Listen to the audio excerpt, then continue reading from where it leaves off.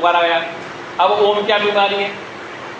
आकार, उकार और मकार, मतलब सृजन होना, पालन होना और प्रलय होना। आपकी आंख खुली तो सृजन हो गया संसार, आंख बंद हुई, दिन भर काम किया, सुसुप्ति प्रलय हो। तो जागृत और स्वप्न सुसुप्ति, जागृत और स्वप्न और सुसुप्ति तुरीयावस्था, यही ओम है, यही ओंकार है। क्या कहते हैं? लेकिन शास्त्र का पता क्या क्या कहानी घेर दिमाग गोबर उड़ा दिया। आपकी आंखें खोली, संसार बन गया, फिर दिन भर काम किया, फिर रात को आंखें बंद की, सपना हो, संसार बन गया, और फिर प्रलय हो गई। गहरी नींद में क्या हो गया? सुसुप्ति में, गहरी नींद में प्रलय हो गई। क्या हुई? कोई चिंता नहीं कि डकैती पड़ गई, क्या हो गया? और आंख खोली तो फिर संसार चालू है।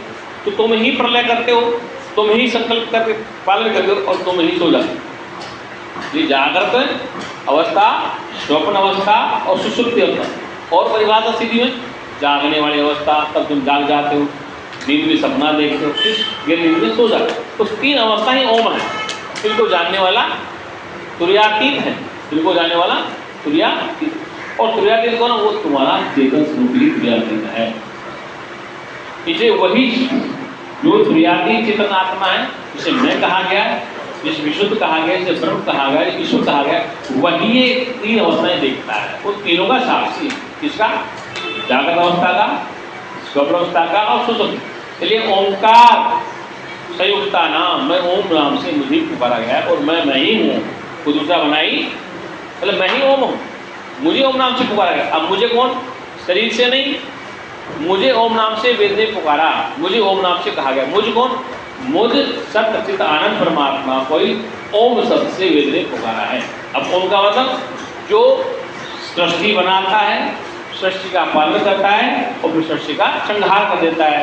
तो आपकी आंखें खोली, संसार बन गए, रात को आंख बंद हुई, संसार बन रहा है, उसमें रो रहे लड़ाई झगड़ा कर रहे, हंस रहे, मौज मार रहे, और सो गए तो सब दोनों खत्म हो गए।